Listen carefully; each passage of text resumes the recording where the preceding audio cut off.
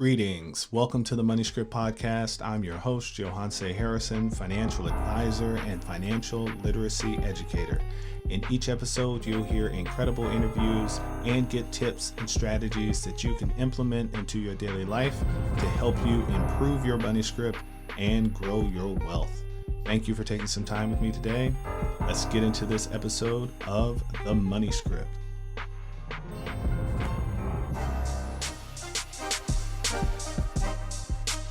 Welcome back, everyone, to episode 3 of the Money Script Podcast. Want to give a special shout out to all of our followers and listeners on all the platforms: Apple Podcasts, Stitcher, Google Play, Spotify, coming to iHeartRadio really soon, so stay tuned for that. I have a very special guest on today's episode, a good friend of mine I've known for over a decade, Mr. Bilal Little. He is the founder of the Money Standard, a platform that educates all ages all over the United States on the importance of having access to financial literacy. Bilal is also vice president with one of the largest fund managers and asset managers in the world. But of course, he's not here to represent them today. He's here representing himself and the Money Standard. So I don't want to keep anyone waiting any longer. Subscribe, show us some love, and let's get to my conversation with Bilal Little.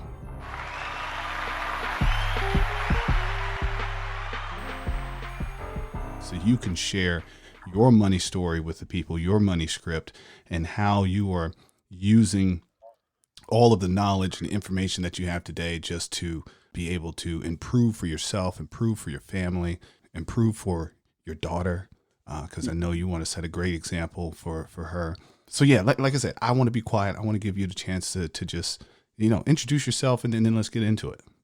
Yes. No, thanks for having me, man. This is fantastic that not only has we've been able to sort of pull this together, but really to get on the same page to have a conversation around money with people. It's a topic that's much needed. But just a little bit about myself. From a pretty basic or humble background. Don't come from money. Like many folks, grew up on food stamps and welfare systems. And then I had some tragedy happen in my life, and my mother passed away, and my aunt and uncle raised me, and they raised me, in middle class. Went off to college, picked up obviously the tools of life, if you will, playing football and building some relationships with some great friends. But then right out of school, I started working on Wall Street for an investment firm, and there I really started to cut my teeth and learn the financial game, if you will, of life. Like most people, trial and error. But Yes. At the same time, right? I mean, it's trial and error. It's like, if you never have any of those conversations, it just kind of leads you down a dark path, and then you find yourself trying to climb out of a hole. But learn the game, and then started to position myself in a better situation, I would say, financially, by making better financial decisions. But at the same time, I realized that not only was I sort of having this challenge for myself, but a lot of my friends they started to have the challenge. And then, as I continued to get older, I started to make more and more, I would say, investment-based decisions. And my mindset shifted from being a consumer, if you will, to being an investor. And I just started thinking about all the different people who come from where we come from, have those same sort of issues and challenges. So, I created a company called the Money Standard, which is a financial literacy platform. But I'm just here to have a conversation and see what I can share, and hopefully give a couple nuggets to some people. And you said something there that really struck me. You said your mindset shifted from that of consumer to investor. Now, most of us, I feel our first relationship that we have with money is typically as a consumer. I mean, I don't know a lot of kids that are thinking about, their first thoughts about money are, let me go invest. So we usually start as consumer. We want to buy something. It's a candy bar or some shoes or something like that, or a toy, whatever it may be. But that's where I find most of us begin. Where would you say if you were to go all the way back? I know you mentioned some tragedy, but if you go all the way back, What is your first memory, or when did you become self-aware when it came to your relationship with money? I think that's a two-part question. I'd say that my first memory of money, and I'll be honest here, it is the color of food stamps. That's a very, very vivid picture for me, but that's what I know. I know They're the brown, color: right? Brown. blue, brown, Boom, boom. orange. I know the color of food stamps too. I do. A lot of our listeners might not understand that, but some of them will. Some of them will. it was food stamps. I think the program is something different now. It's like supplemental, like nutrition or something. But Snap. yeah, SNAP. Hmm. But it's food stamps to me. So I would say that's my first memory. But and I would also say after my mom passed and I moved my aunt and uncle, that shifted to being more of just a consumer. No, not even getting to the consumer part. It shifted from realizing like, hey, we have to allocate resources because there were so many kids in the house, so we had to be mindful of where we spent the money. But just going back to like that consumer mindset, we're just kind of conditioned during our most impressionable years. I don't know, middle school or so, where we're starting to develop like, hey, I'm attracted to this, or I like this, or I want this, or I want that. That's happening all the time in front of us as kids, right? Think about it. It's your birthday. You get a toy, you get a gift, you get something. You go out to the store on the weekend after you guys or your parents had a long day, a long week of work. You go to a store. Hey, mommy, daddy, can I get this? Can I get that? And many times, and they give that to you as a form of reward. So I say, we're conditioned to that stuff because we're conditioned to consume. No one's talking about making investments. They're only saying, hey, here's a reward, here's a reward, here's a self, here's something to, like, I would say, gift yourself, if That you will. dopamine hit. We need that dopamine. Hit, Yep. right? Yeah, and that's it. So when I moved my aunt and uncle, it kind of shifted a little bit to, hey, you can't have everything you want. We have to sort of allocate resources depending upon what's needed, because there's so many mouths to feed in the household. So we got to take care of everybody. So those, I would say, were my early memories of money. Do you remember your first dollar that you earned that didn't come from like your aunt or uncle or mother or anyone else? Do you remember the dollar that you earned the first time you brought money in from outside of the house, inside of the house? Yeah, my grandfather used to allow us to basically cut the grass. And every time I got some money or received some money, I would say, for my efforts, for some reason, money was always scarce in my mind. So I saved it. I was the kid, like, I was always trying to save. I would iron my dollar bills, they all laid flat, and my relationship with money was like, we don't have enough, or I don't have enough. So I always worked and I always saved, was sort of my natural default. What was one of those moments where you had saved for a long time to make something happen? Yeah, man, it was a moped. People don't know what those are anymore, right? No. Yeah, so I saved about 1,200 bucks. Maybe no, maybe like 900 bucks. It was a moped because I got tired of riding my bicycle across the city, and I wanted some power to it. So it was a moped. Got it. Got it. Indeed. Yeah. No. Most won't know moped. They have those little hoverboards now and all these scooters. That's probably what they save for now. I don't think they can get a scooter for $900 though. I doubt it. That's true. I think That's you're telling true, your man. age on that one. So okay. So you, of course, you went through this adversity when you were younger, but Mhm. eventually, I mean, I know you've had a great education career as well. I know you got your bachelor's degree from it's Hofstra University, I believe, and then I remember when you were getting your master's at USC. We didn't see you for 2 years or a year and a half. It was a little bit. Bilal he's studying. Like, oh, okay, well, I guess we'll see him a little bit later. But I know you were doing your master's program while you were still working for an investment firm. Why did education become such a cornerstone in your life? I would definitely say it was my aunt and uncle who've instilled that in me, as well as some really, really important teachers. And then I would also say mentors along the way and coaches. And what I realized is, information was truly the gateway to whatever level of success that I wanted. I often found more reward comes from having more information than not. And it sounds a little corny and cliche, but whenever I found myself learning and actually understanding things, no matter what it was, I felt more fulfilled. But at the same time, I always felt ready for whatever what was next. As weird as that seems and sounds, but we're in a society where like change is constant, and if you're not constantly retooling yourself, you'll be left behind. And the rate of change with technology, like, it's really leaving people behind. And people, it's funny because when you really take a step back and you look at that whole concept of like going out and sort of seeking information versus like having information dictated to you, right? Like in today's society where these clips of social media videos and so forth and so on, it's just information pushed to you.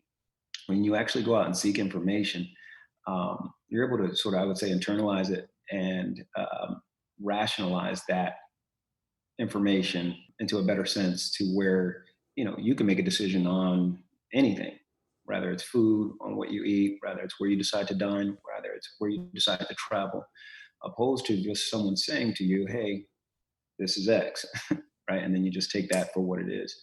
So I started to look at that in every aspect of my life. So when I was working and I decided to go back to business school, everyone thought I was crazy. I was making good money. I was already, I was young. My career was really taking off, and I decided, I didn't think you were crazy. You said huh? everyone. I didn't think you were crazy. Everyone Hey, else. look, you supported me, bro. Like you was there. But a lot of people challenge my reason to go back to school.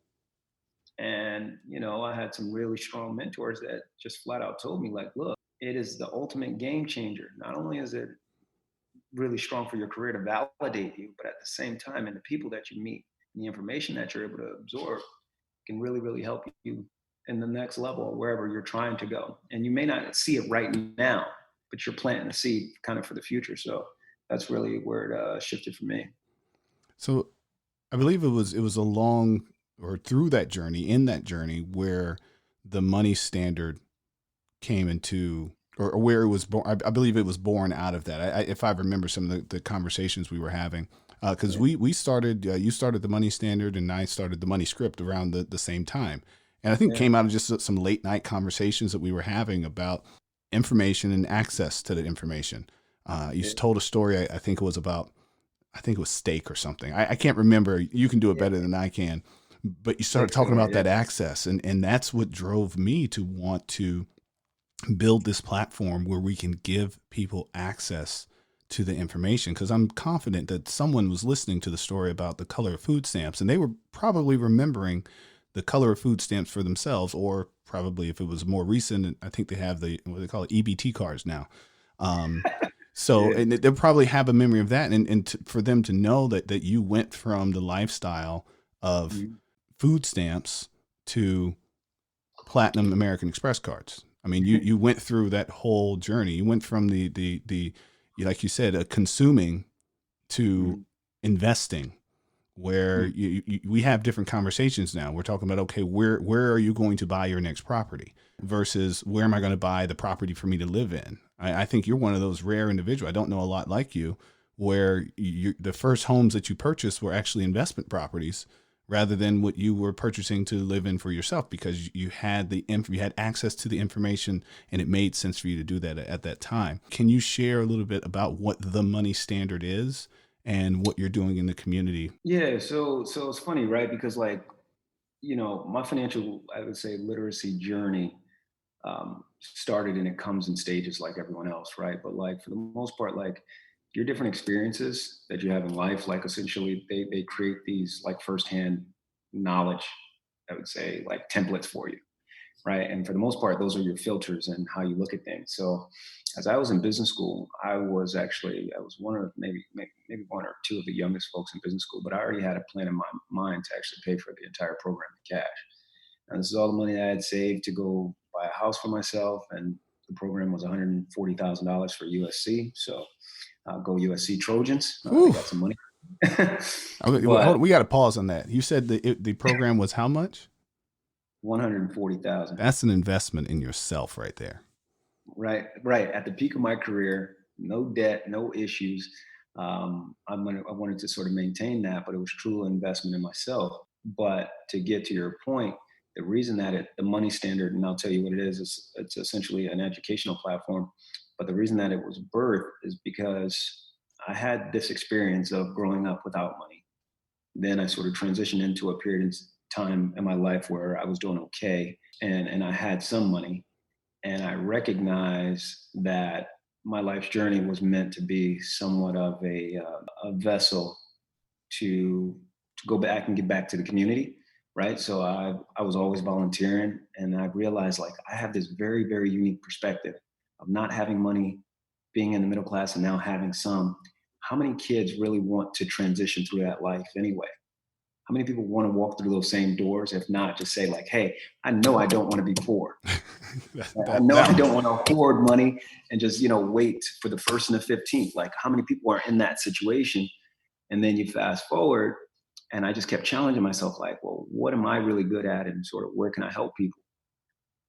And it just came to me like, hey, why don't you start your own program? Because there's no other programs out there that really cater to our community, that communicate the way that you can to help people understand. And then just to give you the example, because you brought it up, information and access came about because I used an example while teaching these kids about having life experiences. And I was 29 years old before I had Wagyu steak. Now, some people know what Wagyu is, like some people don't, right? And I grew up on steakums. So if you're in the South, or you know what I'm saying, like you don't have money, a steakum is essentially, think about it like a hot dog, like the ground up leftovers of beef made for poor people for the most part. Think about it like that. That's what a hot dog is. It's the grounded up leftover parts of the pig that nobody wanted. So you fast forward, I was eating that as a kid. As we start going out for Sunday dinners as I was a kid, right? We go and get a nice steak, or mom will cook a nice steak and we put a bunch of A1 sauce on it. You fast forward, you become an adult and you start going to a dinner or two with a date, and you go to Fridays or something like that, and they'll say, hey, do you want filet mignon? And I thought that.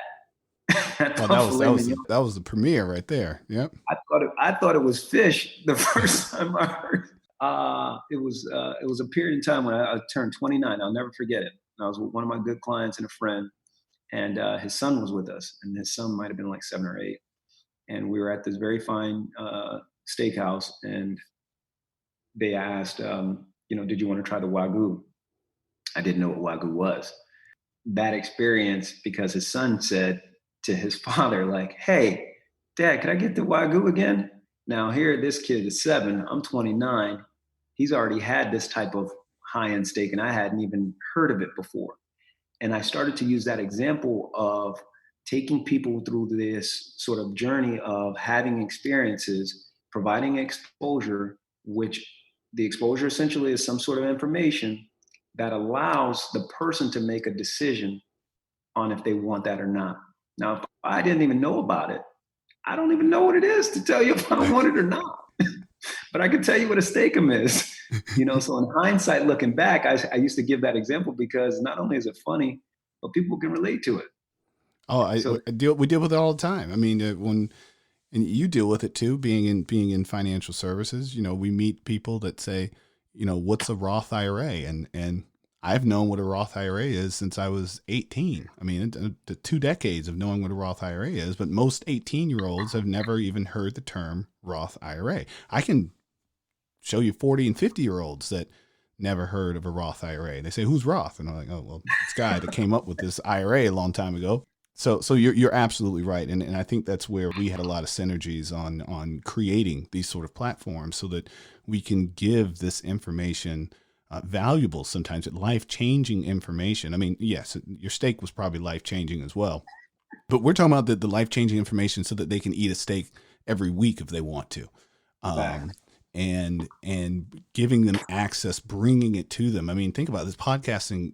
It costs a consumer nothing to get access to this podcast. They just need to know that it's there. So we're creating that, we're putting it there. And of course, we tell a friend to tell a friend to tell a friend. And maybe one day they'll get to sit down in a nice restaurant and order themselves a Wagyu steak as well. So I appreciate that story. I love it. That story gets better for me every time you tell it. And I always learn something new. I didn't pick up on the steakums before, and now I did, and was able to tie that together. Like, okay, I can see that. Part of doing this, like we said, with the information and the access, I would like for you to share with everyone, some of your top strategies or lessons, or however you want to put it. Just if you could offer something to the listeners right now, and I know you dropped a lot of gems through here, but if you could kind of put a nice bow on that. What would you say that, or is something that they can go and start implementing it, or taking action on it, or seeking more information so that they can make better financial decisions for themselves? Yeah. So just kind of to take a quick step back, like, look, I created the Money Standard, right, which is my platform really to help bridge that gap between, I would say, academics as far as the education goes and practicality, meaning like allow people to make their own financial decisions so they're informed about what they're doing, why they're doing it, and how it's going to impact them. That's what the Money Standard is for. It's literally meant to build your own framework for what you're doing and how you live your life. So more to come on that and sort of how I'll roll it out in the future. But the very first I would say is probably prioritize yourself when it comes to your finances. Um, you are the whole picture. You're the big picture. Your life will change, but until you start prioritizing what's important to you, you're not going to make any financial changes. That's one. I would say the second thing is having a foundation in personal finance, meaning the understanding of that, is critical because society is basically putting more and more responsibility on individuals to make better financial decisions. And if you don't believe me, just look at the amount of people, call it 50%, are underprepared or undersaved for retirement. If you go back 25, 50%, that's 30 generous, but okay. years, right? But if you go back, you look at the 19 sort of 60s, 70s, 80s, there's a big shift from pension and defined benefit plans to now defined contribution plans, where people are going to be more responsible for saving for their retirement and what it looks like for them in the future. People actually think, look, I'm going to live a long time. They're much more health conscious. They're much more conscious of what they put in their bodies, but they don't take care of their finances. They are still consumers first because we're marketed to nonstop. So prioritizing yourself, your financial future, but making sure that you have a foundation and framework for how you understand money is really, really important. The next thing I would say is no growth comes without challenge. So challenge yourself to commit some time to learning decent financial principles. So that way, the framework or the foundation that you build on, it's strong, it's sturdy, to where you don't have to rely on someone saying, "Hey, you should invest in this," and worry about losing your money.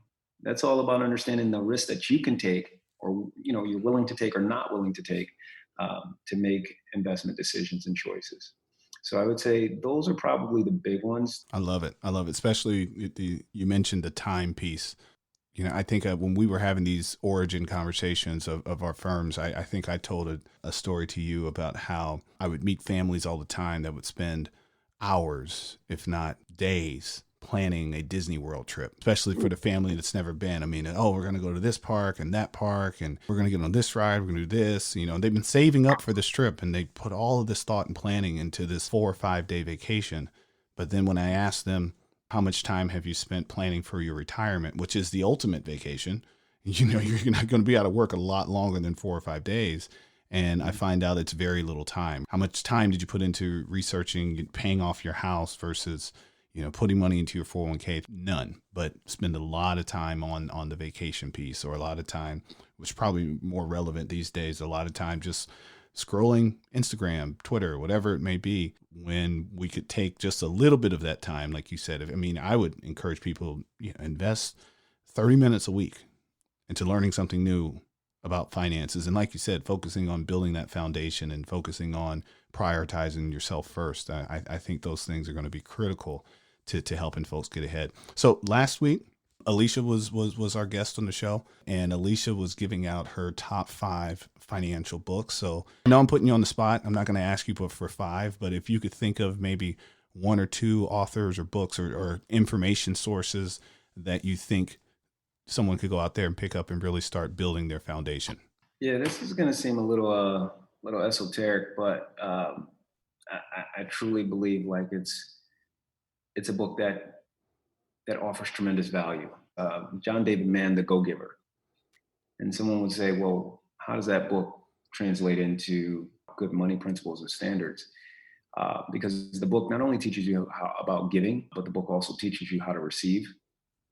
And I think once your mindset shifts towards gratitude, you will have a better emotional and psychological connection with investing and having money. And it's going to tap into a different part of your brain that I think provides some connectivity on everything else that you read, right? These money principles, these 7 steps, these, this, and that. All those things, yes, they're all important and guidelines to follow and maybe some standard operating procedures, but making sure that you have a framework for your emotional ties to not only connections to things, but people, the environment, family, your legacy, all that's going to be surrounded by how you want your legacy to be perceived. And what was that book again? It's by John David Mann. It's called The Go-Giver. The Go-Giver. The Go-Giver. I love it. I love it. The Go-Giver. Well, I haven't read that one, so I thank you for that. I'm gonna go pick that one up.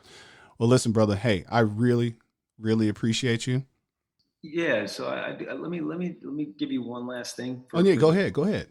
For the folks to listen to and think about. There's this question of like financial independence and like how do you get there and like what does that look like for you or for any individual. And I really want people to like understand, like, if you take a step back, there's 2 elements to financial independence that are really important. And you can use this whenever you'd like, yo. But I'm taking notes right now. I'm ready to give it to me. Let's go. One is security, right? There's the emotional tie to security for people. The other is, I would say, freedom. And I think those are really the 2 big the items that sit at the top for people, right? I want to be free, and then I need the security so I don't run out of money. But I would say, like, if you extrapolate out of that and you think about 2 things, there's the mental side of it, and then there's the physical side of it, right? The mental side of it is like, okay, this is like I have knowledge and understanding and where my money is, and I can rest emotionally. I'm comfortable, like I understand where I'm at. I know where the money's coming from. I know where it's going. That also lends itself to the freedom of emotion as well.